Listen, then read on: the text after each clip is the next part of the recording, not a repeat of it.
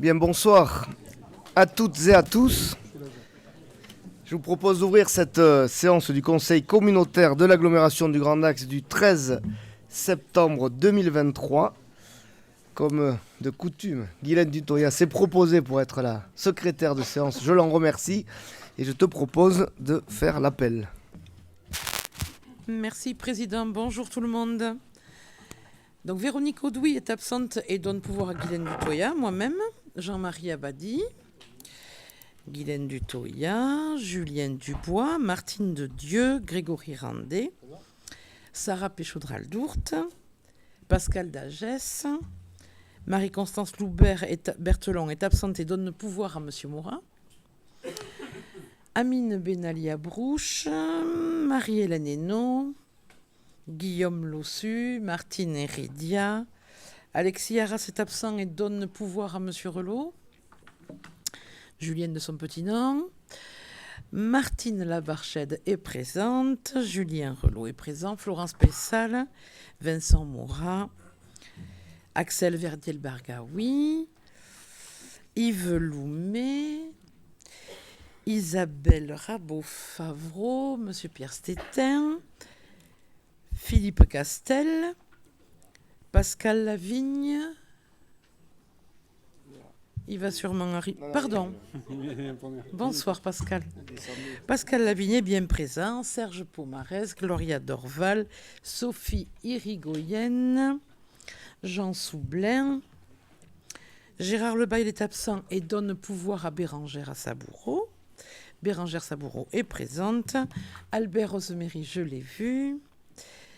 Philippe Lafitte et Chantal Fraisse.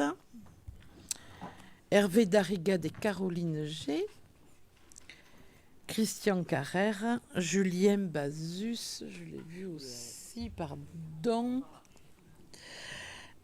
Sylvie Péducas. Elle va peut-être arriver. Jean Lavieille est absent et donne pouvoir à Julien Bazus. Martine Gaille. Oui. Alain Godot. Ok. Christine Béris. André Humeau donne pouvoir à Alain Godot. Catherine Favard. Catherine Rabat. Ok. Laurent Lafourcade. Laurent Lafourcade, je vais peut-être arriver aussi. Christian Berthoud. Henri Bedat. Il arrive. Sylvie Béziard-Ricard est absente et donne pouvoir à Pascal Villaton. Ah ben Sylvie Péducas est arrivée. Donc Pascal Villaton. Alain Bergeras. Corinne Laporte. Philippe Delmont est absent. Bernard Langouaner. Hikmat Chahine. Alain Dubourdieu. Et Thierry Bourdillas, qui va sûrement arriver. Non, il n'est pas là, je crois. Donc on contrôlera l'arrivée de M. Laurent Lafourcade, Henri Bedat et Thierry Bourdillas, puisque Non, Sylvie je crois que est Thierry arrivé. est absent. Voilà. Merci. Merci Guylaine. Vous avez été destinataire des actes accomplis en vertu des délégations qui m'ont été confiées. Est-ce que ces actes appellent des questions ? Pas de questions. Vous avez aussi reçu le procès-verbal de la séance du 28 juin 2023. Est-ce que ce procès-verbal appelle des observations, des questions ? Non. Alors je vous propose de voter pour l'adopter. Le vote est ouvert.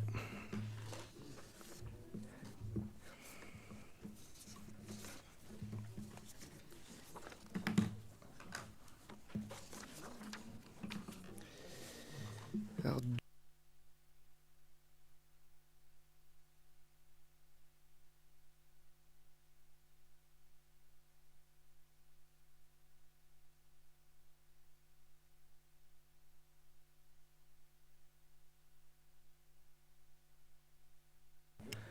bon, eh bien, on va clore le vote. Le vote est clos. Et le procès-verbal est adopté avec 53 voix pour.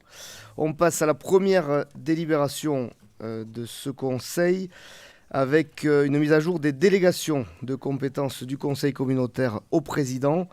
Donc modifications qui ont été possibles et ouvertes grâce à la loi 3DS qui a été récemment votée et mise en place, donc qui concerne essentiellement, précisément, le droit de préemption et la possibilité confiée au président de signer et de mettre en œuvre ce droit de préemption. Note qui concerne les créances irrécouvrables et la possibilité donc jusqu'en une certaine somme de les prendre en compte sans vote.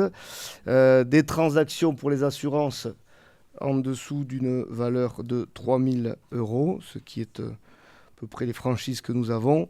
Et puis la possibilité d'octroyer des subventions aux chambres consulaires sur un montant à déterminer, un montant que l'on souhaite.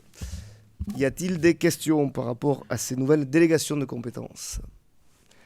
Il n'y en a pas. Il nous sera donc demandé d'abroger l'alinéa 12 de la délibération numéro DEL 30-2020 en date du 17 juillet 2020 et de le remplacer par l'attribution que je vous laisse lire et qui reprend ce que je disais, d'abroger l'alinéa 13 de la délibération numéro DEL 30-2020 en date du 17 juillet et de la remplacer par la nouvelle nomenclature que vous avez sous les yeux et d'abroger la délibération numéro DEL 40-2021 en date du 26 mai 2021 ainsi que l'alinéa 21 de la délibération numéro DEL 30-2020 en date du 17 juillet 2020 et de la remplacer par les nouvelles attributions et d'abroger l'alinéa 25 de la délibération numéro DEL 30-2020 en date du 17 juillet 2020 et de le remplacer par les nouvelles attributions et de déléguer au président pour la durée de son mandat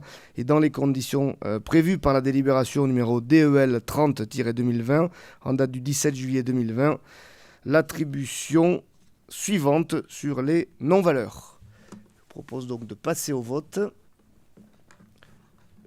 Le vote est ouvert. Il est déjà fait en fait.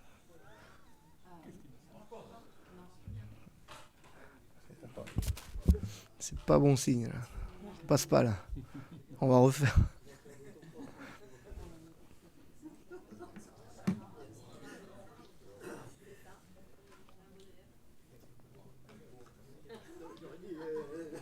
Je remercie le vote positif.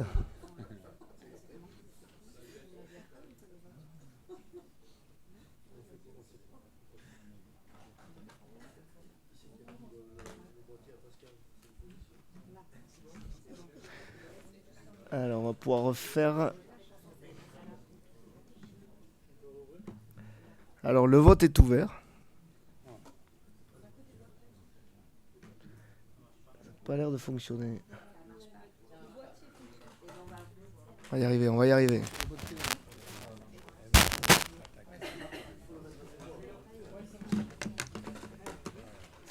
C'est un peu mieux.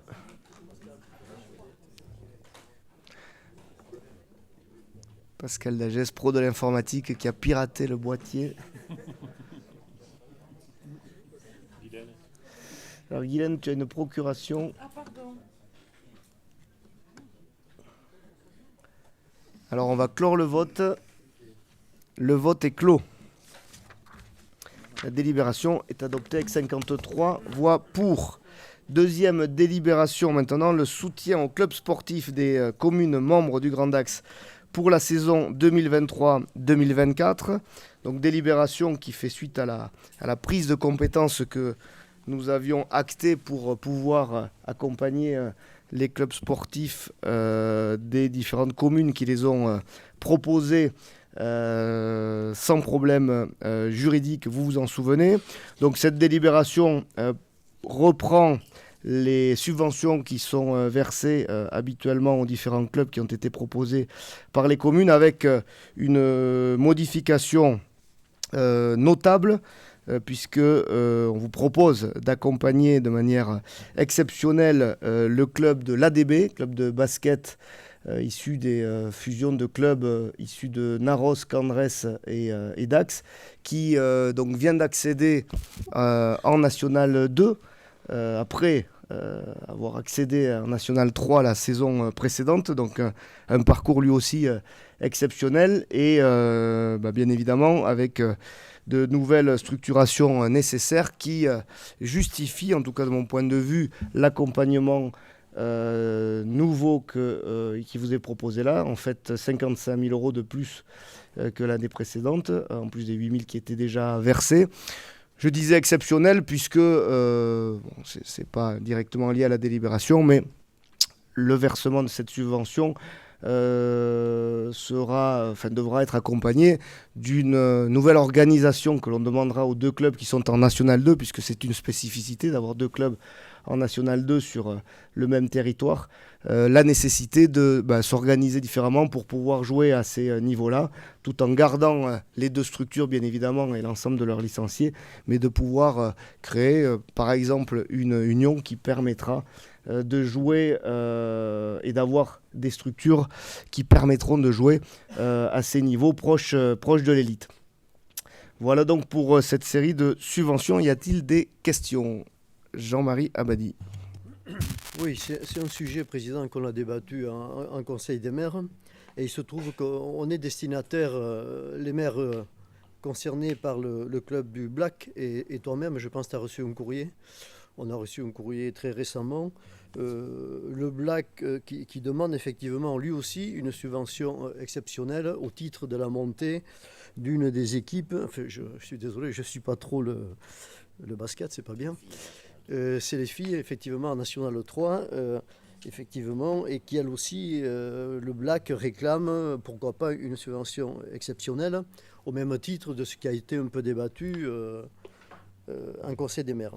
Mais enfin, sur le fond, c'est vrai que à l'origine, on avait un règlement. Le premier point, c'était on aidait au financement d'un club par commune, ce club étant désigné bien évidemment par la municipalité, le conseil municipal ou son maire, tout dépend de comment ça se décide dans chaque commune.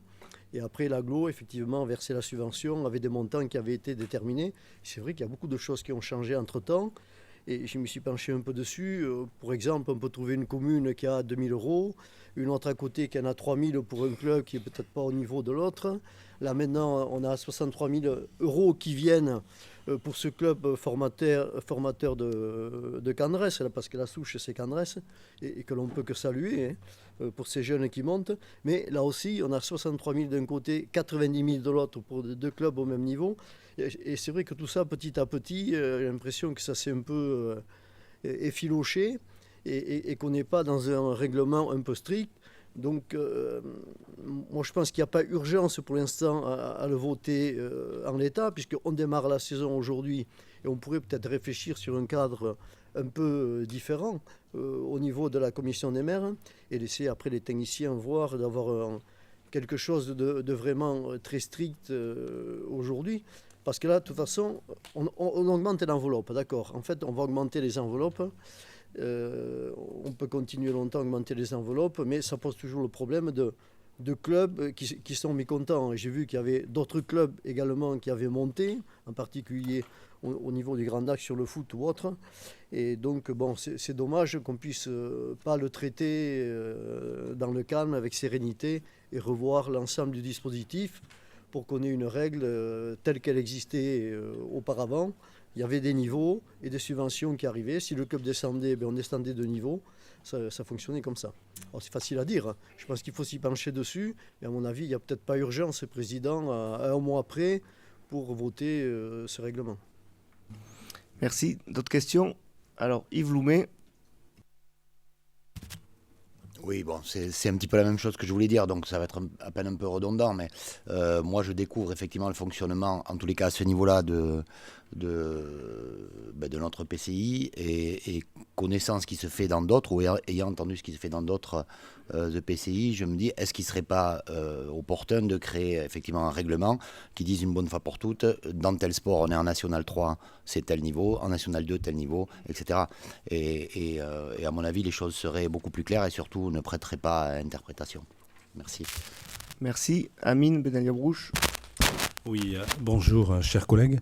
Oui, donc je suis à peu près en accord sur certains des propos de Jean-Marie et de Yves, mais je ne suis pas du tout d'accord sur le fait qu'il faille attendre pour attribuer ces montants-là, parce que les clubs doivent avoir également une projection, une visibilité sur les sommes qu'ils peuvent engager pour pouvoir fonctionner.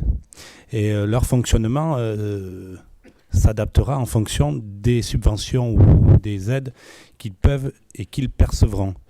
Ils ne vont pas engager des sommes alors qu'ils ne sont pas sûrs, par exemple, de pouvoir les avoir. Donc je pense qu'il est important de voter ces montants-là et que l'ADB qui est monté en M2 et cette demande, c'est légitime au vu de ce qui se faisait déjà auparavant. Après, l'histoire d'établir un règlement, pourquoi pas, mais je pense qu'il faut en plus du règlement quand même avoir peut-être une visibilité au cas par cas, parce que quand on parle avec les acteurs, chaque situation de club, même en fonction des niveaux, sont bien différentes par rapport également aux mises à disposition qui peuvent être faites par les collectivités et par rapport aussi la collectivité peut venir en besoin des clubs en fonction de ses budgets et de sa capacité.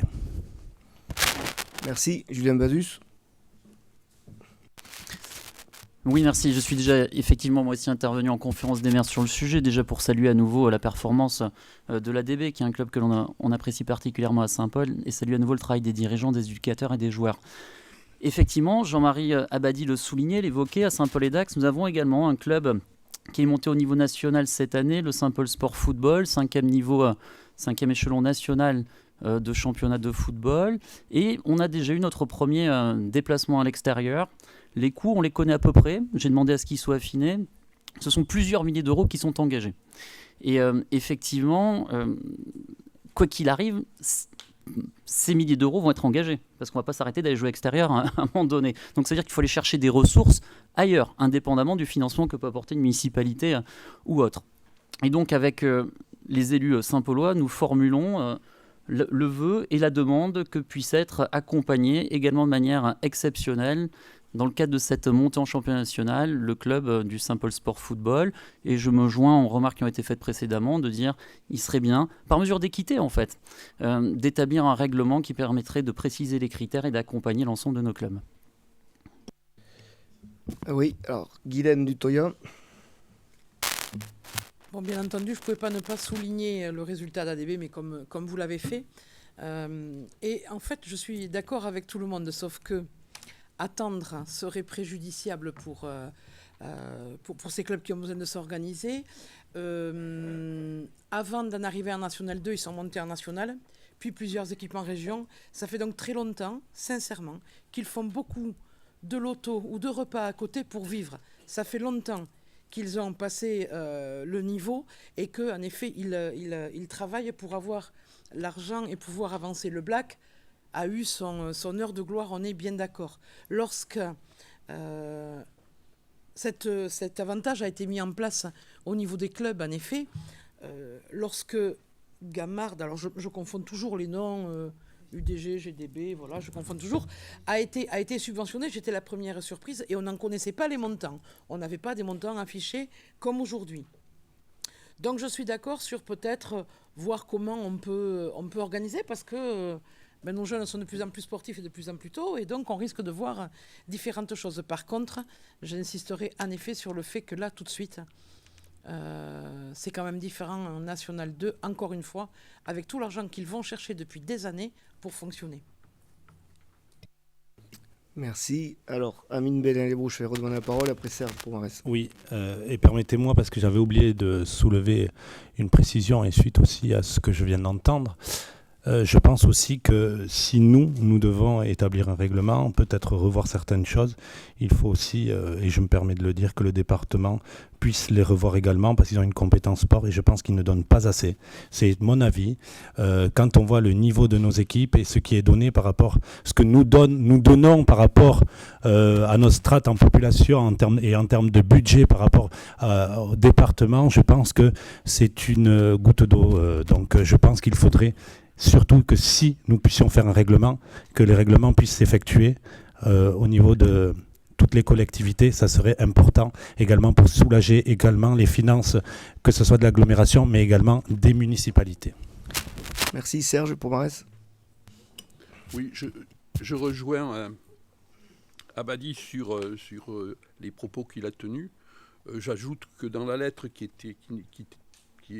vous était adressée, Monsieur le Président, dont on a reçu le double, c'est ces jours-ci, elle est arrivée ces jours-ci. Ils nous ont expliqué effectivement que les déplacements devenaient de plus en plus importants. Les principaux, Toulouse, Brive, Albi, Agen, bon, c'est des déplacements qui coûtent très cher, quoi. Voilà, mais je n'en dirai pas plus là-dessus, plus l'arbitrage, plus.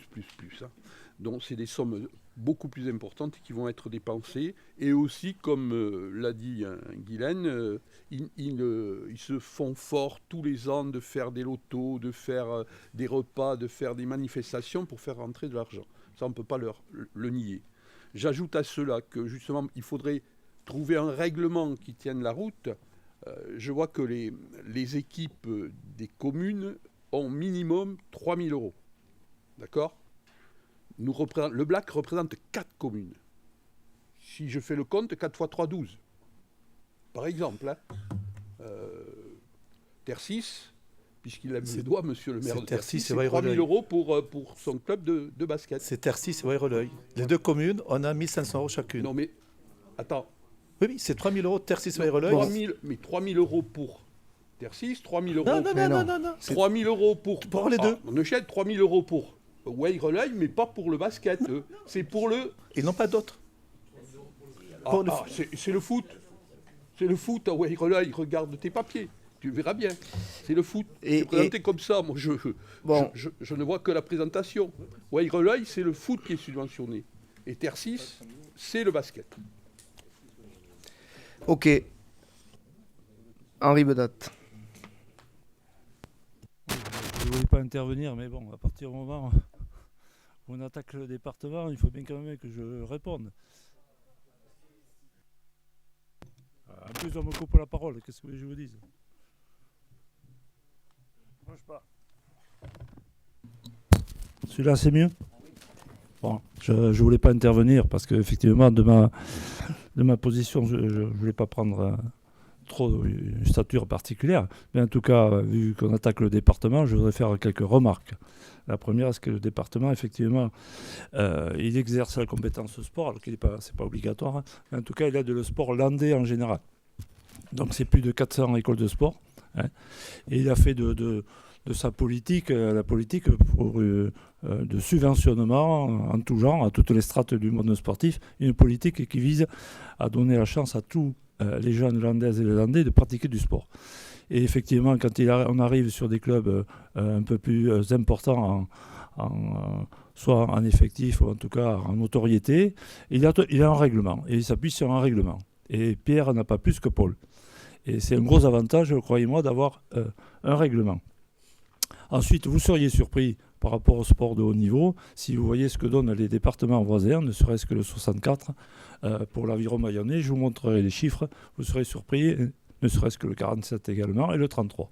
Bon, cela dit, une fois que j'ai dit ça, sur cette affaire-là, on parle de droit à l'image, je vous rappelle, ça avait été institué effectivement de longues années, toutes les communes en profitaient. Moi, ce que je regrette là, juste, c'est effectivement la différence de traitement entre les deux clubs de basket pour un niveau égal. Bon, voilà, c'est uniquement ça que j'ai reproché, d'où l'intérêt peut-être de se mettre autour de la table à un moment donné pour établir un règlement au moins à ce niveau-là. Parce qu'il ne faut pas qu'on retombe, on n'a pas la compétence sport ici, on ne va pas commencer. Enfin, ça va être difficile d'aller subventionner tous les clubs de chaque commune. Voilà, donc sur uniquement là-dessus, moi je serais plus pour une égalité de traitement, c'est tout. Voilà. Merci. D'autres questions? Juste pour remarquer, c'est que c'était des subventions qui existaient, ce n'était pas aujourd'hui qui étaient placées, les 3 000 € ou les 8 000 €, c'était des choses qui existent. Je suis d'accord avec toi, c'est qu'il y a par exemple des communes comme Metz qui sont à 1 500 € qu'on ne voit pas. C'est juste pour dire, et c'est pour ça quand on a discuté avec le président, on va essayer de regarder pour voir combien on va essayer de repartir, parce que comme vous avez dit, tout ça, on va les prendre le dossier pour le travailler, mais il y a pas mal donc, de communes qui touchent 1 500 €, quoi. Donc, je ne veux pas prendre la défense de Metz, parce qu'on n'a pas présenté sur la délibération de moins de 3 000 €. Donc c'est sûr, ce programme, je rappelle que ça a été utilisé, ces subventions, comme c'était dans le passé, ça n'a pas été modifié. Je parle aujourd'hui, comme il y a de modifications, il faut qu'on le structure et qu'on travaille intelligemment pour essayer de rétablir d'une façon transparente pour tout le monde. Parce que, comme par exemple, moi, je sais, Thierry n'est pas là, pardon, il m'a dit qu'il souhaite, par exemple, qu'on n'a plus de joueurs de ISOS, de jouer avec le Black. Il m'a dit, est-ce que je peux retirer mes sommes pour moi? Non, pas cette année, je dis l'année prochaine, parce que je l'ai croisé, donc... Ok, on ne va pas régler tous les cas particuliers. Juste une question par rapport à Dax Gamard. Est-ce qu'ils n'ont pas une autre subvention de l'autre commune, de l'autre PCI, puisque Gamard ne fait pas partie du Grand Dax? Alors, merci. Il y a d'autres questions? Bon, on va répondre de manière globale. Tout d'abord pour dire... On s'interroge aujourd'hui sur la répartition par commune, sur qui a quoi, comment ça se fait. Je rappelle que si on s'interroge sur ça, c'est parce qu'on s'est mis en conformité avec la loi, qu'on ne le fait plus en signant des droits à l'image qu'on n'avait pas le droit de signer pour des clubs qui ne sont pas pros, et que maintenant on vote une délibération où tout est transparent. 90% des sommes qui sont proposées là, c'était les mêmes sous la mandature précédente lorsque on a mis en place ces... Non, mais aujourd'hui on s'interroge pourquoi il y en a qui ont tant ou tant. On n'a rien changé de ce point de vue-là, et je vous rappelle que quand on a pris la compétence pour pouvoir le voter, on a dit attention, c'est des enveloppes constantes par commune puisque ça allait à tout le monde. Il y a un peu plus pour le rugby à Saint-Paul, il y a 10 000 €. Chaque commune peut dire aussi quel club elle veut accompagner en fonction de l'actualité. S'il y a le foot qui aujourd'hui a plus de performances et monte, la commune aurait pu dire attention, il vaut mieux accompagner le foot cette année que le rugby, on verra l'année prochaine. On n'a pas eu de proposition dans ce sens-là, hein. Je le précise quand même. Donc les sommes, ce sont les mêmes. Hormis ce que j'ai dit en présentant la délibération, aussi en toute transparence, pour la DB, qui connaît une situation exceptionnelle à double titre pour notre territoire, puisqu'on a 2 clubs en National 2. La National 2 étant vraiment l'antichambre, pour pas dire vraiment la porte d'entrée du professionnalisme, hein, avec des budgets qui sont sans commune mesure avec les autres compétitions, en tout cas les autres divisions. Ceci dit, je ne remets pas en cause tous les efforts que font les clubs au quotidien avec leurs bénévoles pour trouver, et même les clubs pros, hein, pour trouver des subventions, pour trouver des moyens d'avoir des recettes. Tout ça, c'est vrai. Mais reconnaissez quand même que là, sur les enveloppes et sur les sommes qu'on va voter ce soir, la seule qui diffère parce qu'on a une situation exceptionnelle, et je l'ai dit, et la contrepartie, ce sera de regarder cette organisation. Tu n'étais pas là, Henri, mais... je sais que tu l'as noté quand même, l'organisation de ces 2 clubs, pour que, si on veut continuer à jouer, soit la National 2, soit après l'élite, hein, un an, voire plus, il y a une organisation nouvelle à trouver, parce qu'effectivement, on ne pourra pas multiplier sans cesse les petits pains, les infrastructures, et accompagner 2 structures qui pourraient encore continuer à monter. Donc ça, c'est quand même le premier prérequis. Les sommes, ce sont les mêmes. Il y a juste cette circonstance exceptionnelle. Et après, effectivement, cette situation, elle nous amène à réfléchir sur notre organisation. Et j'ai d'ailleurs dit en conférence des maires que oui, je souhaitais qu'on réfléchisse à un règlement pour que les choses soient plus lisibles et que tous les clubs puissent savoir à quoi s'en tenir. Sur l'urgence, par contre, Jean-Marie, moi je suis pas d'accord avec toi, hein. Tu discuteras de ça avec tous les clubs, mais ils ont besoin d'avoir des assurances pour monter leur budget parce qu'ils sont visés aujourd'hui par notamment la DNACG et qu'ils doivent faire valider leur compte très rapidement. Et dans leur certitude d'une montée, il y avait besoin, notamment pour la DB, d'avoir ces assurances. Je note d'ailleurs par parenthèse que une des deux communes, mais peut-être les deux, qui vers ce club, reverront aussi leurs subventions pour accompagner. Parce que bien évidemment, l'agglo c'est une chose, mais chaque commune est libre aussi d'accompagner sur les différents paliers les clubs quand ils souhaitent les accompagner dans leur montée. Alors un règlement, oui. Effectivement, il y en a un dans d'autres collectivités. Henri Bedat citait le département, mais je dis attention quand même. Un règlement, oui, parce qu'il faut avoir la lisibilité. Mais moi, je tiens aussi quand même à ce qu'on ait la possibilité d'analyser et d'avoir les comptes des différentes associations ou sociétés support. Parce que une subvention, on a déjà eu ces débats pour d'autres sujets, elle doit se regarder aussi à l'aune des capacités réelles de l'association support. Si une association a des ressources, des réserves, il n'y a pas nécessité de lui octroyer automatiquement la subvention maximale.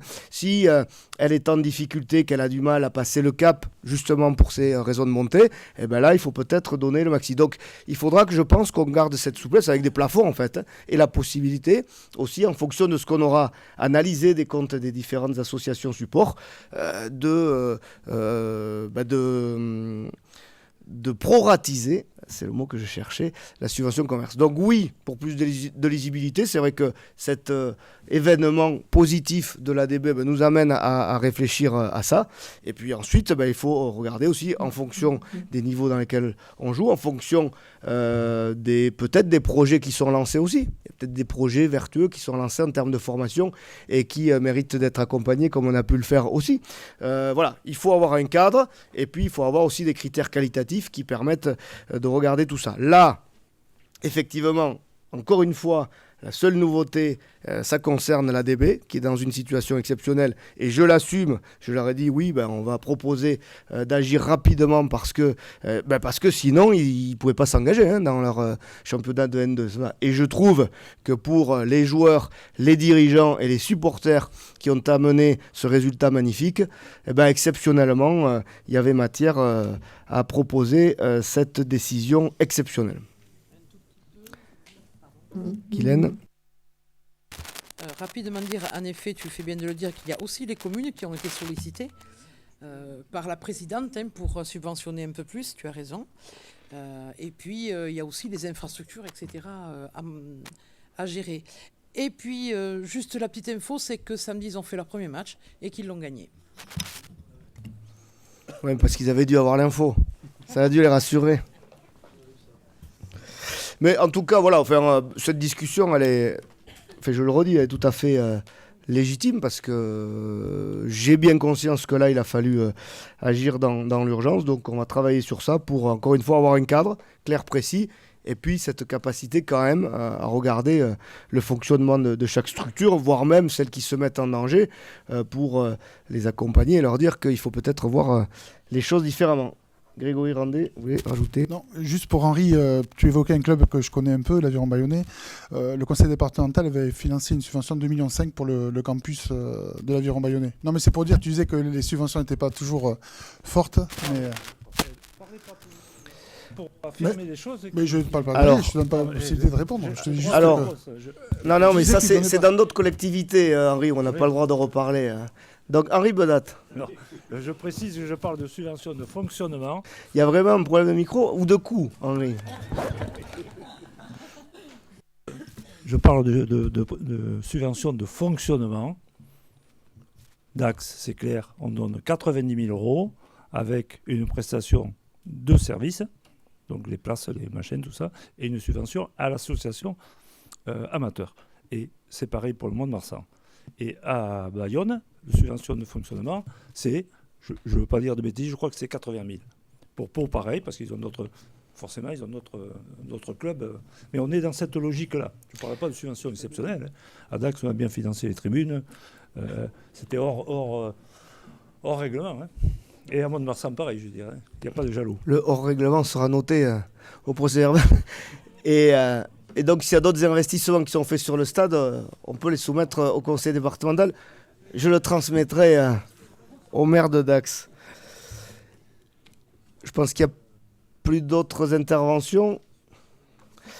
Alors, il nous sera donc demandé d'accorder des subventions aux principaux clubs sportifs de l'agglomération pour la saison 2023-2024, telle qu'énoncée dans la liste qui vous est proposée, d'approuver les conventions d'objectifs à conclure avec les clubs sportifs recevant une subvention supérieure ou égale à 23 000 € annexée à la présente délibération, d'autoriser le président à signer les dites conventions d'objectifs ainsi que tout document se rapportant à la présente délibération et de dire que les crédits suffisants sont disponibles au budget principal du Grand Dax. Je vous propose de passer au vote.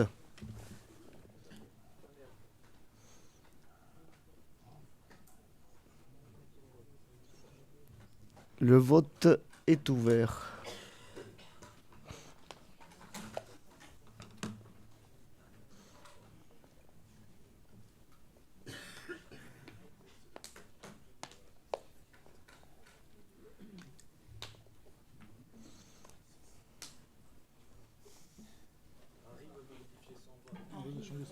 Il faut appuyer sur l'autre, sur le vert. Non,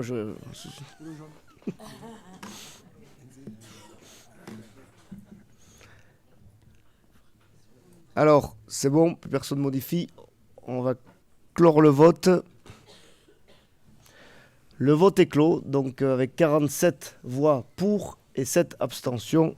Les clubs seront ravis de ceux qui les ont accompagnés. Personnellement, je te remercie, Julien. Je voulais le faire quand même. C'est l'ensemble de ceux qui ont voté pour qu'il faut modifier.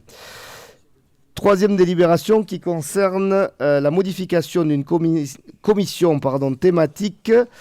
Il s'agit de la commission transport où donc on vous propose de faire entrer le vice-président en charge du sujet, Alain Dubourdieu. Est-ce que quelqu'un a des questions ? Est-ce que quelqu'un s'oppose à ce que nous votions avec les boîtiers ? Alors, il nous est demandé de désigner M. Alain Dubourdieu, membre de la commission de transport, et de constater la composition de la commission de transport, portée à 18 membres, comme vous l'avez sous les yeux. On va passer au vote.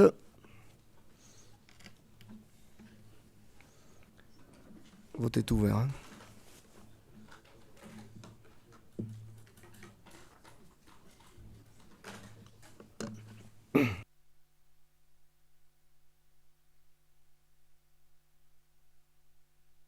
On va clore le vote. Le vote est clos. Délibération adoptée avec 54 voix pour. Merci.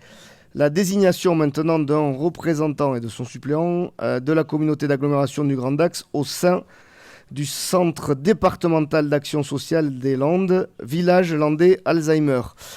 Donc le conseil départemental des Landes gérait depuis 2016 le village Alzheimer Henri Emmanueli via un GIP, forme juridique qui s'est avérée ne pas être la bonne. Donc le département est en réflexion depuis plusieurs mois sur le bon cadre juridique à adopter et le choix a été fait de partir donc sur un centre départemental d'action sociale des Landes qui donc aura pour fonction à compter du 1er janvier 2024 de gérer le village Alzheimer pour sa fonction hébergement, puisque c'est là qu'il y a notamment des financements de la RSE et autres à capter, et la forme juridique n'était pas la bonne. Et étant donné qu'on monte une nouvelle structure juridique, il faut réélire les membres qui y siègent. Ainsi, pour l'agglomération du Grand Dax, on vous propose de voter comme titulaire pour Jean Soublin, qui donc est vice-président en charge des questions de santé, et suppléante Guylaine Dutoya. Y a-t-il des questions ? Pas de questions. Il nous est donc proposé de proposer M. Jean Soublin, représentant titulaire, et Mme Guylaine Dutoya, représentant suppléante. Alors, il y a une erreur sur la délibération où on met 2 fois titulaire, mais il y a un titulaire et une suppléante. pour siéger au conseil d'administration du conseil départemental d'action sociale des Landes au nom de la communauté d'agglomération du Grand Dax, de dire que la présente délibération sera notifiée à monsieur le président du département des Landes. Et voilà, ce qui est déjà pas mal. Je vous propose de passer au vote.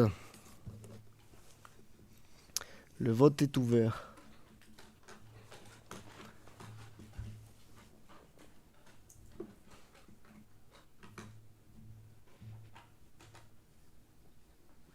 On va clore le vote. Le vote est clos. Délibération adoptée avec 54 voix pour. Catherine Rabat maintenant pour l'avenant numéro 2 à la convention OPAERU. Bonsoir à tous. Donc effectivement, l'opération programmée d'amélioration de l'habitat et du renouvellement urbain est un dispositif qui permet de réhabiliter des logements du parc privé pour améliorer les performances énergétiques et remettre sur le marché donc, des logements vacants ou dégradés.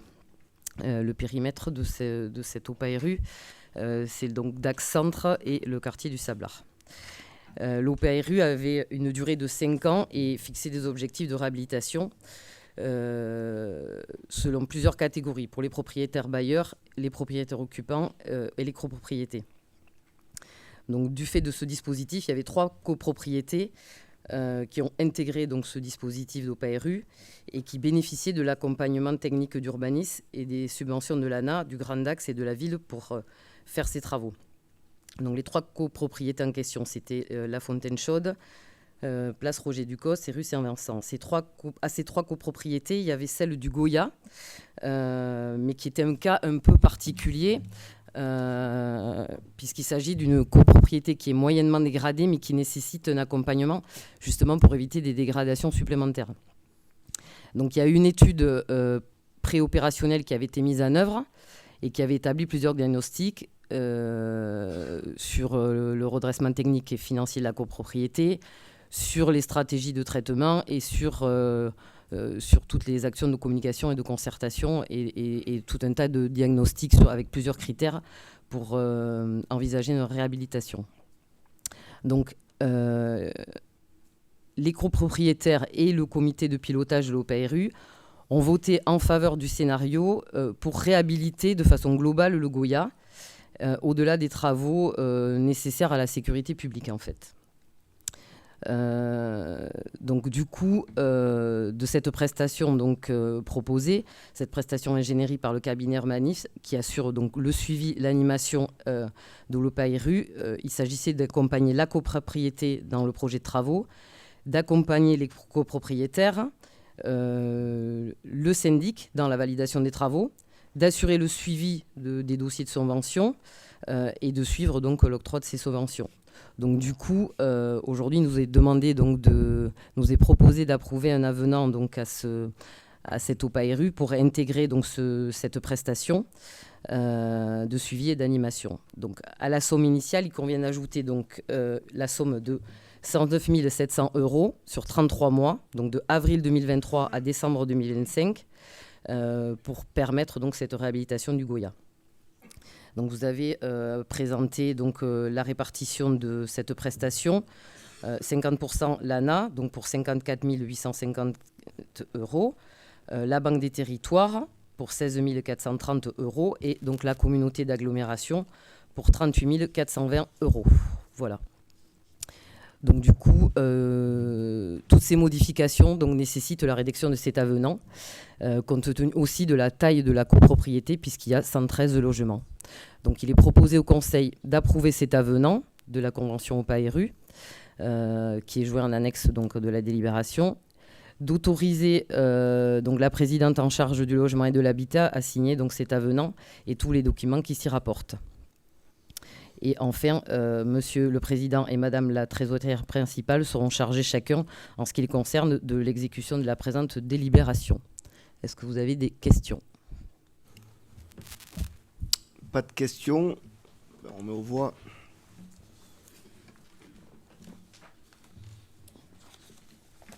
Voilà.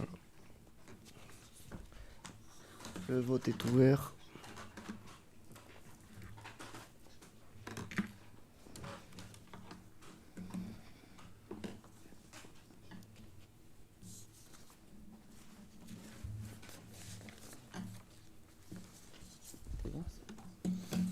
On va clore le vote.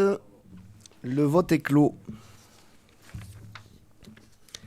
Délibération adoptée avec 54 voix pour.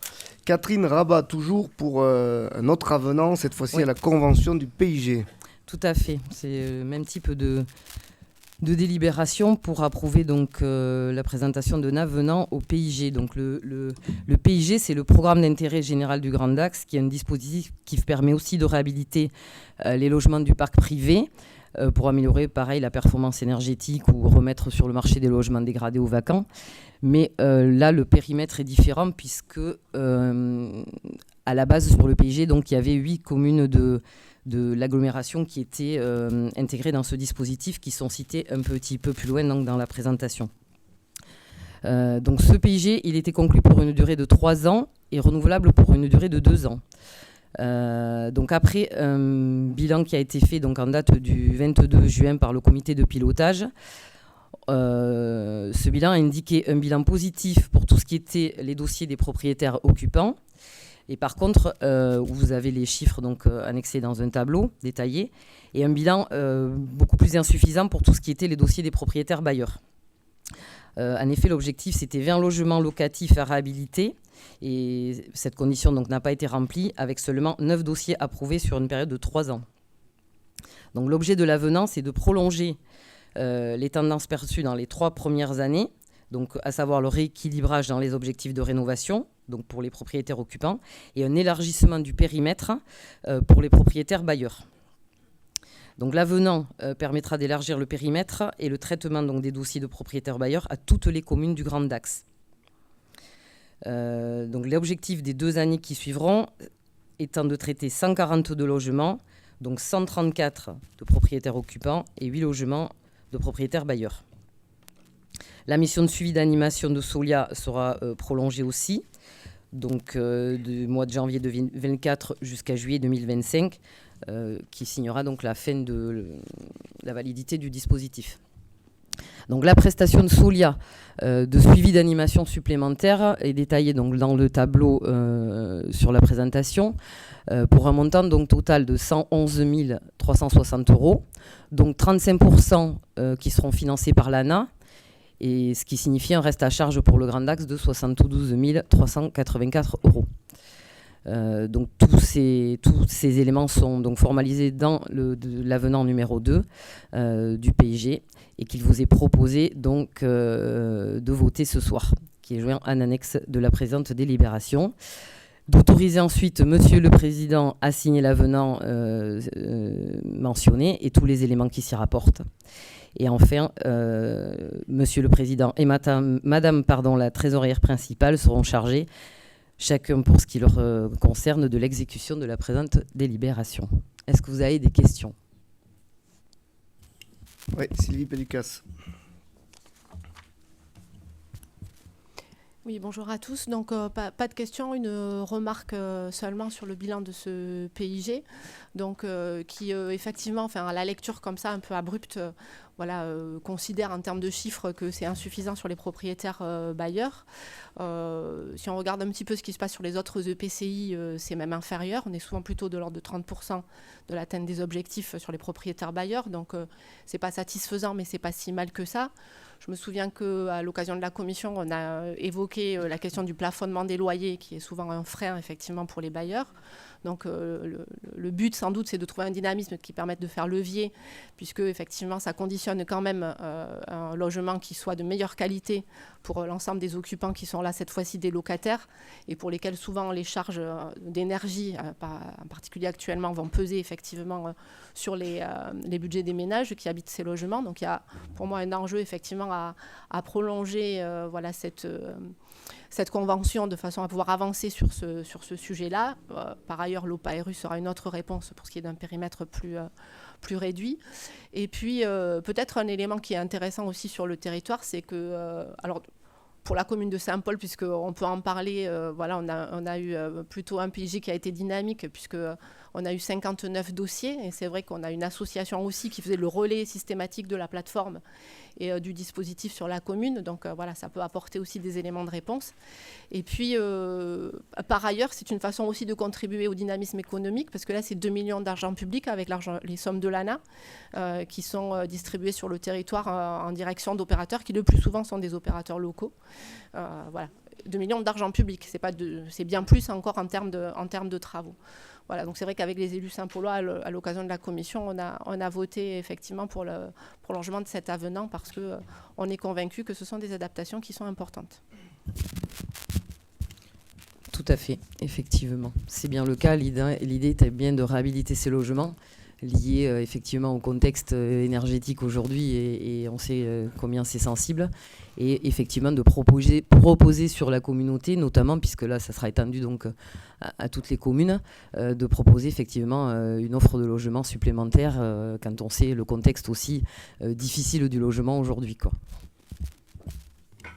Oui, alors effectivement, échec relatif, je sais pas s'il faut parler d'échec, mais en tout cas on n'est pas à l'objectif qu'on s'était fixé pour les propriétaires bailleurs. Effectivement, je pense que le plafonnement des loyers assez bas a pu refroidir certaines ardeurs. La nécessité d'atteinte aussi d'objectifs énergétiques très forts a peut-être aussi ralenti, puis surtout la possibilité de mobiliser d'autres dispositifs où on n'a pas ces conséquences, qui font que c'est pas parce qu'on n'est pas à l'objectif qu'obligatoirement les travaux n'ont pas été faits du tout. Il y a certainement des travaux qui ont été faits par des propriétaires bailleurs sans mobiliser ce dispositif-là. Donc, effectivement, donc, du coup, on regarde comment favoriser mieux et plus à solliciter cet outil-là qui existe quand même. Et comme le disait Catherine, le fait que toutes les communes de l'agglo puissent dorénavant en bénéficier, que tous les propriétaires de toutes les communes de l'agglo puissent faire bénéficier, nous fait espérer que cette fois-ci on sera plus proche de ce qui est envisagé dans la délibération.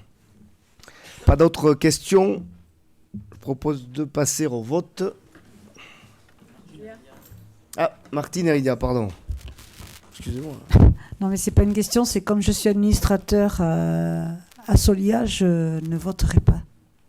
Non mais attendez. Je ne participerai pas au vote. Vous ne pouvez pas prendre les choses comme ça. C'est la réponse des services. Non, très bien. C'est noté. Donc, est-ce qu'on peut passer au vote quand même, hein, Martine ? Merci. Donc le vote est ouvert.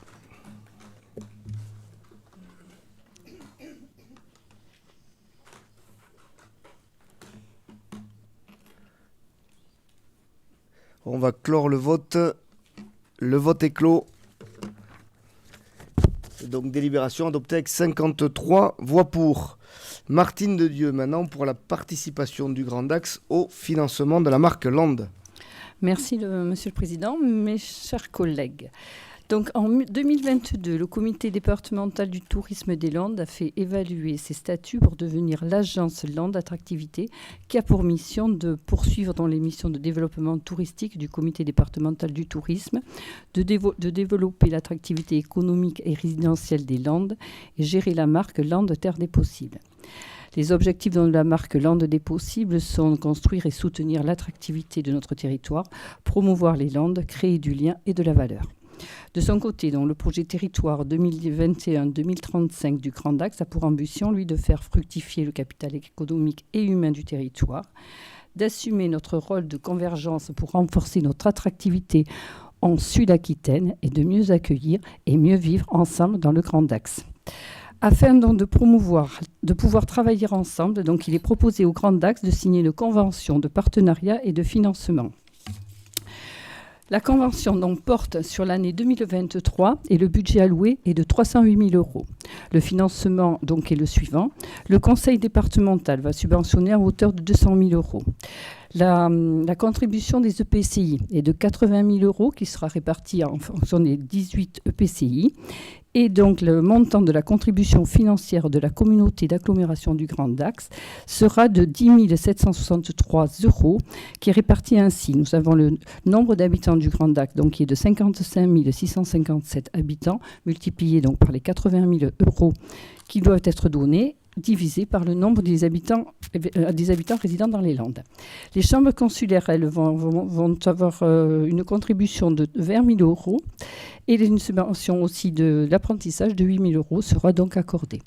Donc, il sera proposé au Conseil d'approuver le projet de convention de partenariat et de cofinancement pour le développement de la marque Landes, d'approuver la participation du Grand Dax au financement de la campagne de promotion des Landes pour un montant de 10 763 € pour l'année 2023, d'autoriser le président du Grand Dax à signer la convention ci annexée, de dire que les crédits suffisants sont disponibles au budget principal du Grand Dax.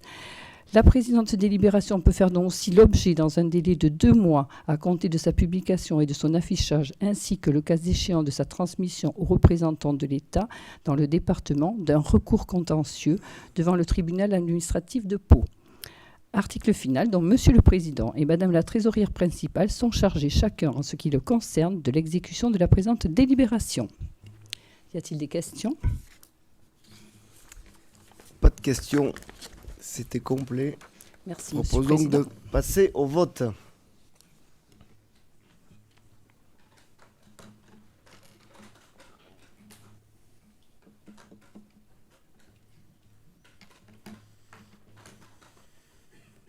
On va clore le vote. Le vote est clos. Délibération adoptée avec 54 voix pour. 2 délibérations rares dans ce conseil communautaire. Des ventes de terrain sur le pôle économique de Tétieux. Grégory Randet pour la première vente à la SARL Hubert Frères. Oui, de nouvelles ventes sur Tétieux. Donc, la société Nudrig System avait réservé les lots 3 et 4 sur la zone économique de Tétieux. Suite à leur désistement, nous avons remis les terrains en vente et ils ont trouvé preneur assez rapidement. Le premier terrain est destiné à la SARL Hubert Frères, qui est bien connu à Saint-Saëns-de-Paul, qui donc va réserver le lot numéro 3 pour y construire un bâtiment de 400 mètres carrés et un local d'activité aussi. Donc le prix de vente du foncier viabilisé est fixé à 35 € hors taxe, soit un montant hors taxe de 46 935 € pour un prix de vente TTC de 55 687 €. L'investissement du projet immobilier est évalué à 400 000 € hors taxe, foncier compris. L'entreprise a donc obtenu l'accord de financement bancaire. Le projet fera donc l'objet d'un permis de construire. Celui-ci devrait aboutir en 2024, ce qui est déjà une très bonne chose. Ce projet va permettre d'accueillir une nouvelle entreprise en croissance sur le pôle économique de Tétieux. L'arrivée de ce projet est essentielle pour atteindre les objectifs de recettes sur le budget annexe concerné. Donc, vous avez des questions ? Non ?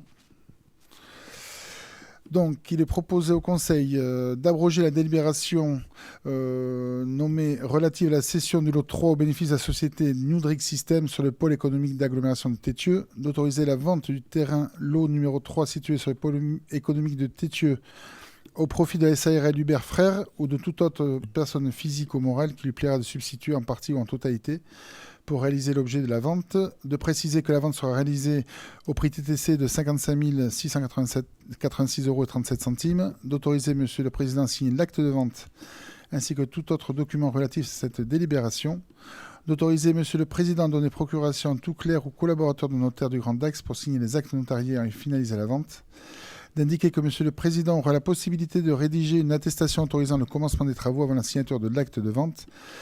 La présente délibération est soumise au tribunal administratif de Pau. Article final, Monsieur le Président et Madame la Trésorière principale sont chargés chacun en ce qui le concerne de l'exécution de la présente délibération. Merci. S'il n'y avait pas de questions, on va passer au vote qui est ouvert.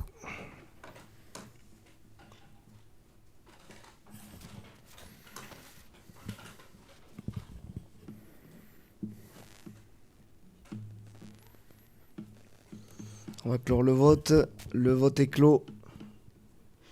Délibération adoptée avec 54 voix pour. La vente de notre lot à la SARL Froa maintenant. Donc la SARL Froid qui change de territoire, qui part de Pontongs pour arriver à Tétieux, sollicite le lot numéro 4 qui était donc réservé à la société Nudrix System. Donc le prix de vente du foncier viabilisé est à 35 € hors taxe pour un prix total TTC de 38 660 € et 71 centimes. L'investissement du projet immobilier est évalué à 317 000 € hors taxe, foncier compris. L'entreprise a obtenu l'accord de financement bancaire. Ce projet fera l'objet d'un permis de construire. Celui-ci devrait aboutir en 2024 aussi. Ce projet va permettre d'accueillir de nouvelles entreprises en croissance sur le pôle économique de Tétieux. L'arrivée de ce projet est essentielle pour atteindre les objectifs de recettes sur le budget annexé concerné. Des questions ? Non. Donc, il est proposé d'abroger la délibération nommée relative à la cession du lot 4 au bénéfice de la société Nudrix System sur le pôle économique de Tétieux, d'autoriser la vente du terrain du lot 4 situé sur le pôle économique de Tétieux au profit de la SARL Froid, de préciser que la vente sera réalisée au montant TTC de 38 660 € 71 centimes, d'autoriser M. le Président à signer l'acte de vente ainsi que tout autre document relatif à cette délibération, d'autoriser M. le Président à donner procuration à tout clerc ou collaborateur de notaire du Grand Dax pour signer les actes notariés et finaliser la vente, d'indiquer que M. le Président aura la possibilité de rédiger une attestation autorisant le commencement des travaux avant la signature de l'acte de vente et d'autoriser l'article final, l'article 7, soumis donc au tribunal, le fameux article 7, au tribunal administratif de Pau, et d'autoriser M. le Président et Mme la trésorière principale sont chargés, chacun en ce qui le concerne de l'exécution de la présente délibération. Merci, je vous propose de passer au vote. Le vote est ouvert.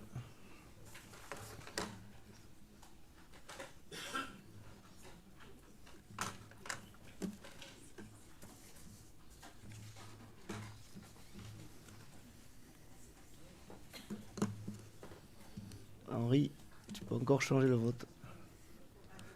On va clore le vote. Le vote est clos. Délibération adoptée avec 54 voix pour. L'adoption du SRDE 2I 2023-2028 de la région. Grégory Randé. Donc cette délibération, je me suis permis de la simplifier avec la coopération du service des VECO pour que ce soit un peu plus lisible et audible. Donc la région détient un rôle de coordination de l'action commune des collectivités en matière de développement économique. Ainsi, la stratégie de développement économique du Grand Dax définie dans le cadre du projet de territoire doit être conforme à un nouveau programme de la région, schéma régional. Le Grand Dax doit conventionner avec la région pour montrer la cohérence et complémentarité de leur action économique. Les règlements des aides aux entreprises régionales et locales doivent être conformes aux orientations de la région complémentaire. Le nouveau schéma fixe 3 grands enjeux au développement économique régional. Donc la priorité 1, c'est accélérer les transitions au service de la compétitivité économique et de l'emploi. La priorité 2, renforcer notre souveraineté par l'innovation responsable. Et la priorité 3, placer l'humain et l'équilibre des territoires au cœur du développement. De nouveaux règlements régionaux et locaux des aides aux entreprises. Donc, cette convention doit comprendre la validation par la région du règlement des aides aux entreprises du Grand Dax, approuvé au Conseil de mai dernier. Dans le cadre de la démarche collective en lien avec la crise climatique, la région souhaite demander aux entreprises de s'engager dans le suivi d'enjeux environnementaux et sociaux. Ces éco-sociaux conditions à l'obtention d'une aide s'imposeraient aussi à l'instruction des aides du Grand Dax et du département à qui la collectivité délègue les aides à l'immobilier. Pour l'entreprise, par exemple, il s'agira de choisir 4 critères sur lesquels elle va mener une action d'amélioration. Par exemple, pour un boulanger, travail sur l'égalité femmes-hommes dans l'entreprise, démarche qualité d'amélioration du ratio d'achat de matières premières, circuit court, qualité alimentaire, démarche de réduction des emballages dans la production et vente, plan de modification des livraisons avec des véhicules moins producteurs de carbone, optimisation de la gestion de l'eau dans la production, investissement de meilleures solutions concernant l'isolation des locaux et de l'entreprise. Comme précédemment évoqué en commission économique et conseil de mai dernier, les aides habituelles du Grand Dax sont poursuivies, dont celles dédiées au commerce, services, artisanat de proximité, les plus mobilisés avec 2 nouveaux enjeux. Une nécessaire recherche de complémentarité des activités, chose qu'on avait évoquée en commission, et la volonté d'accentuer l'accompagnement des projets d'activité de loisirs, chose qui était sortie en projet de territoire. La région a validé le contenu de notre règlement d'intervention et a apporté quelques compléments de mise en conformité avec le sien. Le département des Landes a indiqué au Grand Dax qu'il continue à octroyer des aides à l'immobilier pour le compte des EPCI landais. Il prévoit ultérieurement un nouveau bilan de son action. Ces aides lui sont donc déléguées. Donc, je remercie le service d'Eveco qui a fait un travail de bilan des aides économiques depuis l'instauration de ce règlement. Je le mettrai à disposition lors de la prochaine commission économique à l'ensemble des membres du Conseil. C'est très intéressant. Je ne sais pas si vous avez des questions. Non. Donc, il est demandé au Conseil communautaire de délibérer. Il est donc demandé d'abroger la délibération concernant le précédent régime des aides aux entreprises du Grand Dax, d'approuver le nouveau règlement 2023-2028 du Grand Dax en matière d'aide individuelle aux entreprises, de déléguer l'octroi au département des Landes des aides à l'immobilier d'entreprise concernant uniquement les aides à l'immobilier des entreprises industrielles, des entreprises artisanales de production, des projets de l'économie sociale et solidaire issus de démarches coopératives, et ce selon les règles d'octroi définies avec le département, d'approuver la Convention et la région Nouvelle-Aquitaine concernant le schéma régional de développement économique, d'innovation et d'internationalisation et d'aide aux entreprises 2023-2028, de dire que la signature de la nouvelle convention entre la région Nouvelle-Aquitaine et le Grand Dax concernant la mise en œuvre du schéma 2023-2028 éteint automatiquement l'exécution de la convention précédente conclue avec la région Nouvelle-Aquitaine dans le cadre du schéma 2016, et d'autoriser Monsieur le Président du Grand Dax à signer la convention et tout document en lien avec ce dossier. Merci pour votre attention. Merci. On va passer au vote. C'est ouvert.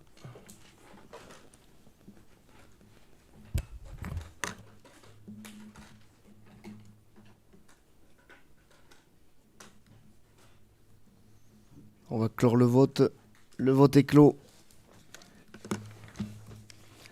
Délibération adoptée avec 54 voix pour. Merci. Hikmat Chahid maintenant pour un fonds de concours à l'investissement des communes pour la commune de Eugas.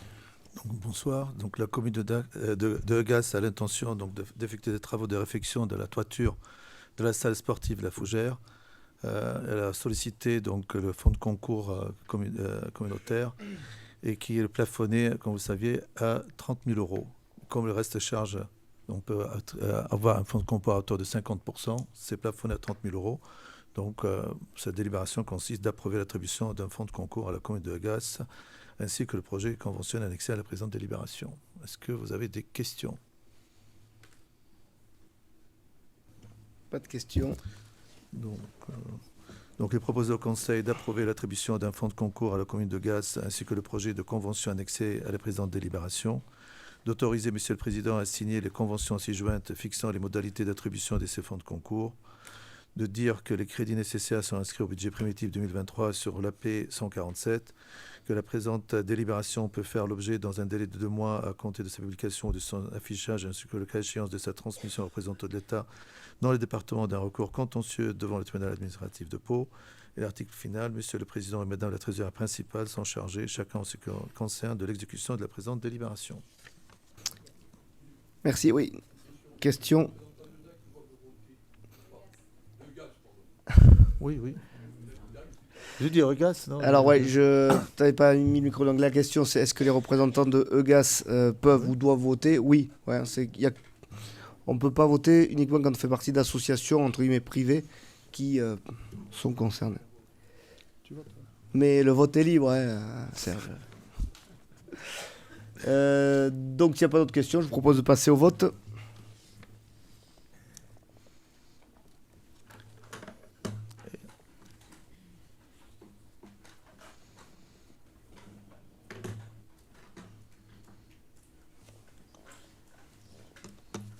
On va clore le vote. Le vote est clos. Délibération adoptée avec 54 voix pour. Toujours Hikmat Chahid pour la convention de répartition du produit des FPS entre la ville et l'agglo.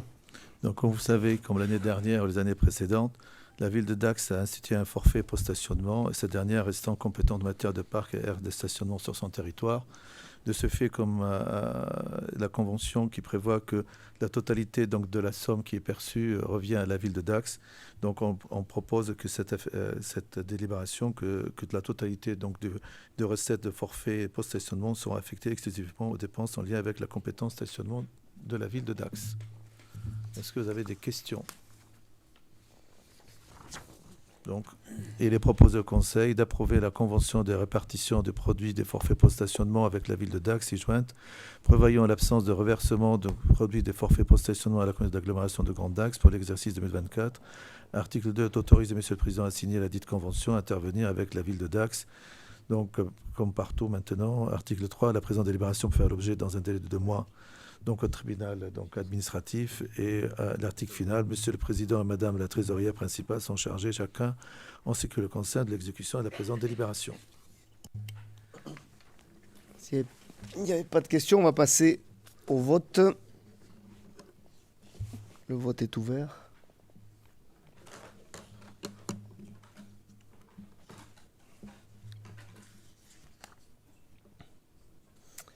On va clore le vote. Le vote est clos. Et la délibération est adoptée avec 54 voix pour. Christian Carrère maintenant pour une convention de financement pour les travaux de réhabilitation et d'hydrocapage du Vieux Pont à Dax avec le département des Landes.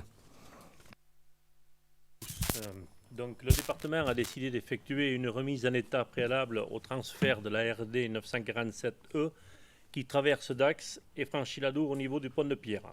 La communauté d'agglomération du Grand Dax a souhaité également effectuer des travaux de nettoyage des voûtes maçonnées, l'objectif étant de purger les stalactites et traces de calcite par hydrodécapage, mais aussi saisir l'opportunité de bénéficier des moyens d'accès techniques mis en œuvre par les entreprises travaillant pour le compte du département afin de réaliser des économies d'échelle. La communauté d'agglomération souhaite également limiter les contraintes liées à la durée de fermeture du pont. Donc l'ensemble de ces travaux ont été confiés à un groupement d'entreprises pour un montant total de 1 148 397,68 € hors taxes.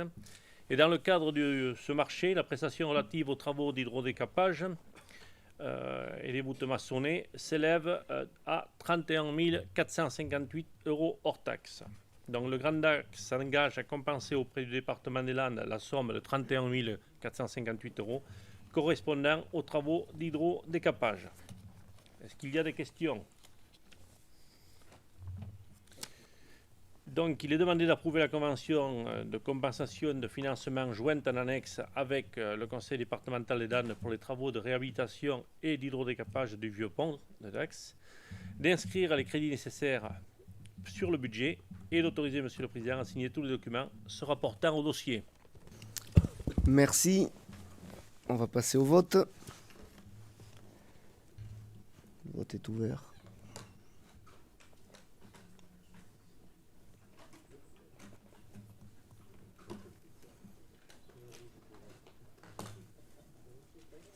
On va clore le vote. Le vote est clos. Et la délibération est adoptée avec 54 voix pour. Philippe Castel pour sa petite série de délibérations. La numéro 14 concerne des ventes de parcelles cadastrées sur la commune de Bénesse-les-Dax qui appartiennent à la communauté d'agglomération du Grand Dax. Merci Monsieur le Président. Bonsoir à toutes et à tous. Le 6 avril 2022, la communauté d'agglomération du Grand Dax a approuvé la vente au profit de la société Livenx de 2 parcelles sur la commune de Bénesse-les-Dax. La même société a décidé de constituer une société civile pour réaliser et commercialiser ce programme immobilier. Les conditions de la vente initialement prévues par la délibération du 6 avril 2022 restent inchangées. Donc, tout est bon. Est-ce qu'il y a des questions? Pas de questions. Pas de questions. Il est proposé au Conseil d'approuver la vente des parcelles cadastrées section A numéro 915 d'une contenance de 13 546 m² et numéro 1104 d'une contenance de 8 966 m² située à Bénesse-les-Dax appartenant à la communauté d'agglomération du Grand Dax au profit de la SCCV Bénesse 2 au prix de 315 170 000 € TTC. Les frais d'acte notariés étant à la charge de l'acquéreur. D'autoriser Monsieur le Président du Grand Dax à signer tout document tout document nécessaire et acte notarié nécessaire à la vente des parcelles subventionnées. D'autoriser Monsieur le Président du Grand Dax à donner procuration à tout clerc ou collaborateur du cabinet notarial pour signer les actes notariés afin de finaliser la vente. La présente délibération peut faire l'objet dans un délai de 2 mois à compter de sa publication ou de son affichage, ainsi que le cas échéant de sa transmission aux représentants de l'État dans le département d'un recours contentieux devant le tribunal administratif de Pau. Et article final, Monsieur le Président et Madame la Trésorière principale sont chargés, chacun en ce qui les concerne, de l'exécution de la présente délibération. J'en ai fini pour ça. Merci, on va passer au vote.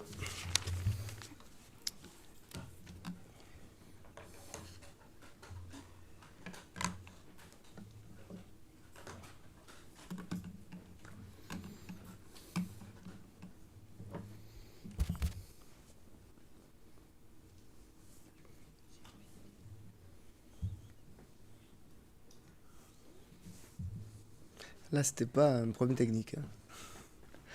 On va clore le vote. Le vote est clos. Et la délibération est adoptée avec 54 voix pour.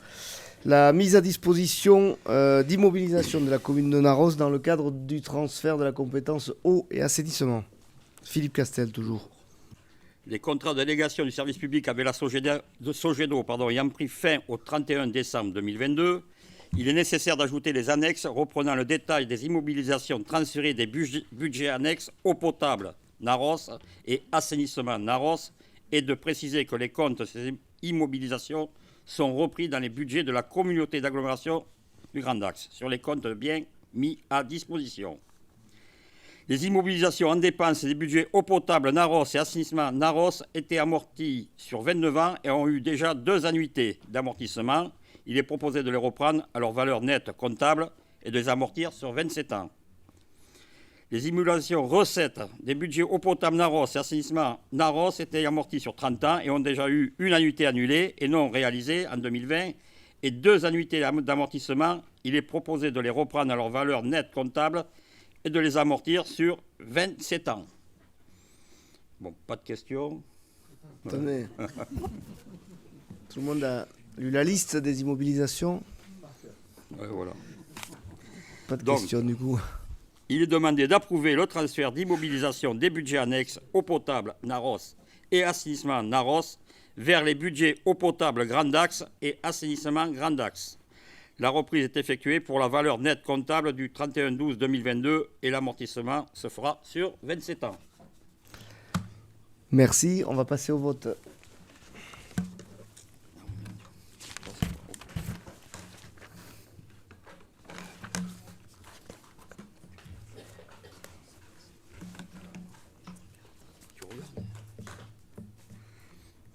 On va clore le vote. Le vote est clos. Délibération adoptée avec 54 voix pour. Le rapport annuel sur le prix et la qualité du service public de l'eau potable et d'assainissement pour le SIDEC EMA 40 et les Échourdes. Pour l'année 2022, les rapports annuels des syndicats auxquels le Grand Dax a transféré sa compétence, à savoir le SIDEC, EMA 40 et le syndicat des Échourdes, ont été reçus par le service public de l'eau du Grand Dax. Conformément aux prescriptions du ministère de l'écologie et du développement durable, ces rapports annuels sur le prix et la qualité du service public doivent être présentés au conseil communautaire. Donc vous avez tout ça dans les pièces annexes. Si je pense que tout le monde les a lus. Voilà. Je vous encourage à boire de l'eau. Comme moi, bien sûr. Voilà. Donc, il est donc demandé de donner un avis sur les rapports annuels 2022 sur le prix et la qualité des services publics d'eau potable et d'assainissement du SIDEC, d'EMA 40 et du syndicat des Échourdes. Alors ouais, pour préciser, on va demander de donner un avis favorable. Oui, oui, bien sûr. Et du coup, le vote est ouvert. J'ai tout goûté. Là, je suis un peu en retard.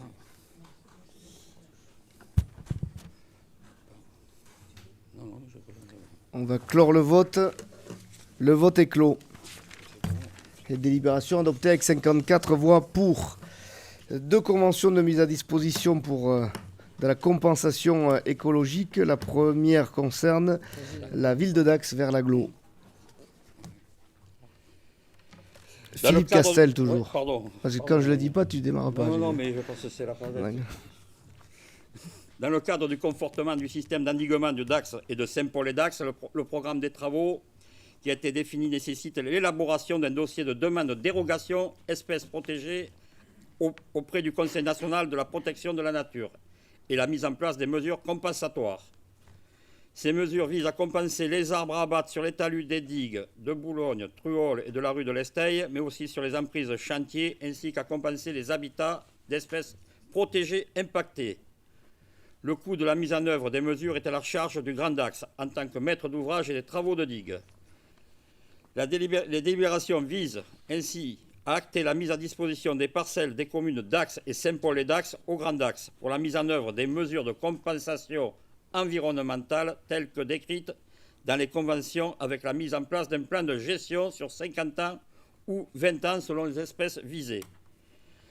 Les compensations à mettre en œuvre sont principalement de restauration de boisements mésophiles et humides et de mesures de gestion de la fauche.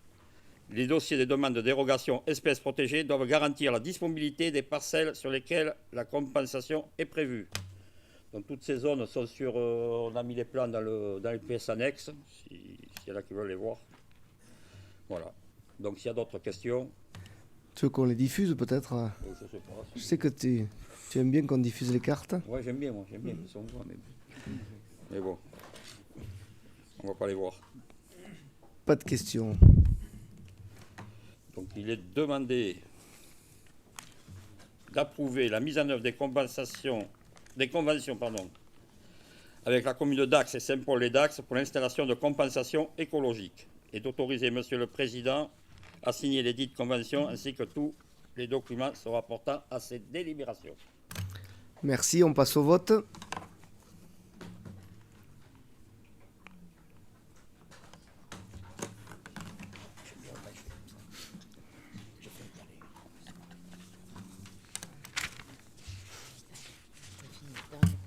C'est la même.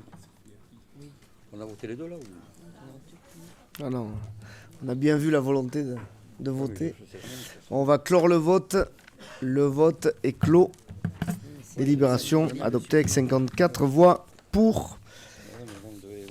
18e et dernière délibération, donc la même chose, mais cette fois-ci avec une convention avec la commune de Saint-Paul-et-Dax. Ouais.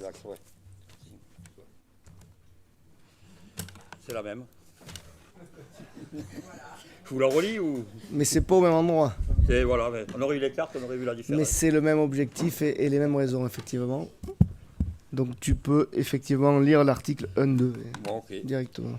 Il est demandé d'approuver la mise en œuvre des conventions et les communes de Saint-Paul-et-Dax pour l'installation de compensation écologique et d'autoriser Monsieur le Président à signer les dites conventions ainsi que tous les documents se rapportant à ces délibérations. Alors, enfin, je n'ai pas demandé, il y a des questions peut-être? Pas de questions, on passe au vote.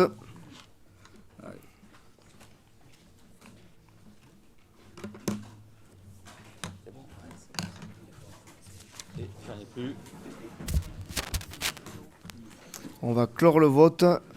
Je sens un peu d'empressement pour... Je ne sais pas si certains ont quelque chose après. La délibération est adoptée avec 54 voix pour. Je vous remercie et je souhaite un bon match pour ceux qui s'y rendent.